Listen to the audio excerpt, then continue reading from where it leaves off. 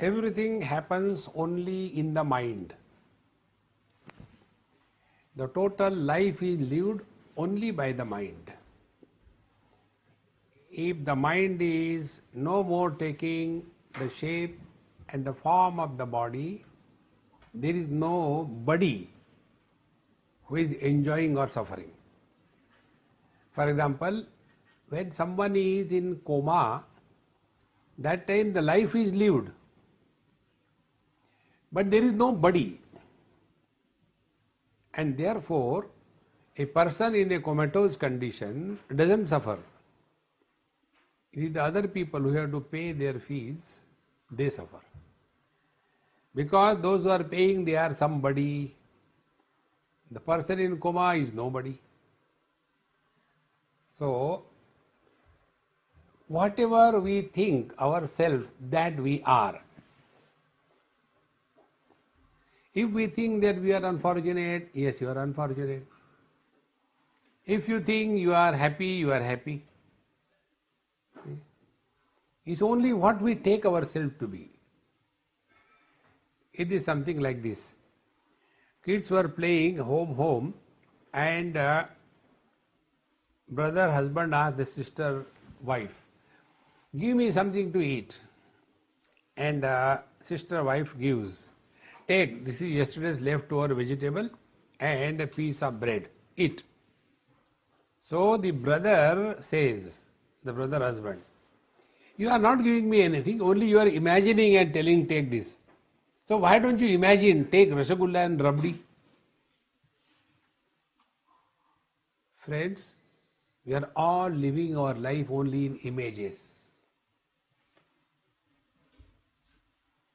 It's a very simple rule. If you think that you are unfortunate, you are unfortunate. If you think that you are a wife and therefore you are suffering, you cannot stop suffering.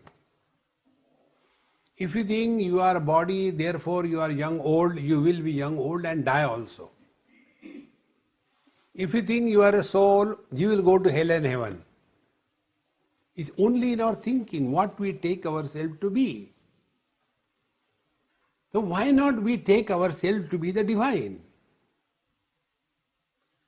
All the scriptures tell us, you are divine. Nobody told us you are a body. And yet we hold on to that, I am the body. Therefore, when Ashtavakraji gave in the first chapter the truth about one's life, and as a result, his great student, Janakji Maharaj, he said, Aho niranjana shanto bodhoham prakrute paraha etavantamaham kalam mohe naiva vidambitaha. Oh God, I have been deluded by my own foolishness. See? People are not miserable because they are mad. They are miserable because they are foolish. See? There was a person who went to a hospital, mental hospital, to meet his relations. And after everything was done, so when he was coming back, somebody has removed all the 4 nut bolts of one front wheel. Wheel was there, somebody has removed them. So when he just wanted to check everything is okay and he saw bolts are missing, he was frustrated. Oh God, what do I do? He started talking to himself, being nearest to the mental hospital. What do I do? I don't know why people do like this. How will I go? And there was one man walking after the dinner. He said, what happened? Why are you shouting at nobody? He said, somebody has taken away the bolt. How will I go home now? He said, don't shout. Take out one bolt from other 3, fix there and go. Come on, you are a damn genius. Who are you? He said, I am a mad person in this asylum. He said, no, how can you be mad? He said, look here, I got a photo ID. I am legalized and authenticated mad. But how did you tell this? He said, because I am not a fool. Being mad is different. being fool is different. देखो महाराज. So, mohe naiva vidambitaha. We are all miserable because of this error of judgment. What you take yourself to be? There is one text in Mahabharata, and in that text it is very clearly proved. There is no death.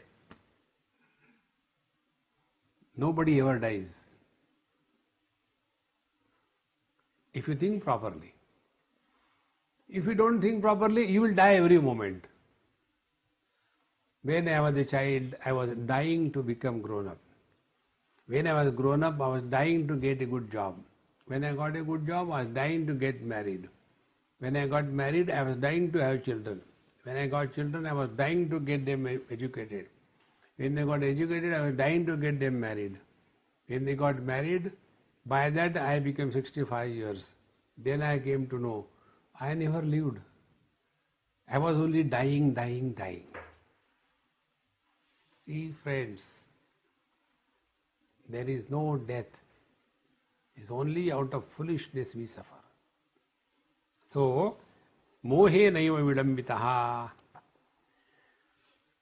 Because who am I? Niranjanaha, shantaha, prakrutehe paraha.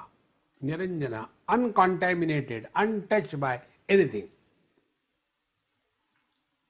These are not words, friends. This is the experience.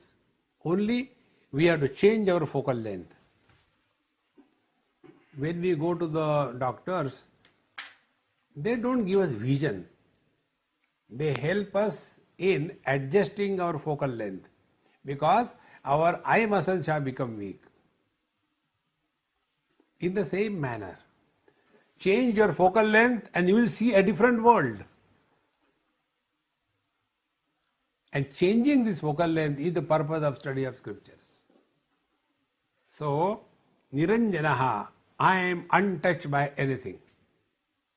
Now find out it is truth or just a word. This is what is called a spiritual practice. So take any color and form. Is the vision influenced by the colors and forms? No. Aham Niranjanaha. I am untouched. Take the mind. Whatever thoughts come and go, good and bad, the mind remains untouched. See, the waker, dreamer, deep sleeper and samadhi person, four of them, they come and go. Waker came with the waking world and disappeared. I am the same. Dreamer came with the dream world and disappeared. I am the same. Deep sleeper came and disappeared. I am the same. Childhood has come and gone. I am the same. See, friends, Niranjanaha, only change your focal length. To what this Niranjanaha, untouched, uncontaminated, is mentioned. It is not something above the clouds. It is your own being. Even if you want, you cannot die. See, friends. And this is so simple, effortless as for the water to adapt to any shape. Put the water in a petri dish, water is comfortable. Put it in a test tube, water is comfortable. Put it in a capillary tube, water is comfortable. But if you take the ice, which is nothing but the water. So ice is a personality, a color, a size, a shape, separateness, multiplicity. Water is one. Now what sadhana this ice has to do? Give up the hardness of your personality. Be attentive. Spiritual life is not becoming someone special. Giving up all specialities. And when we come to a point Nothing can be further given up. That is what you are. Niranjanaha.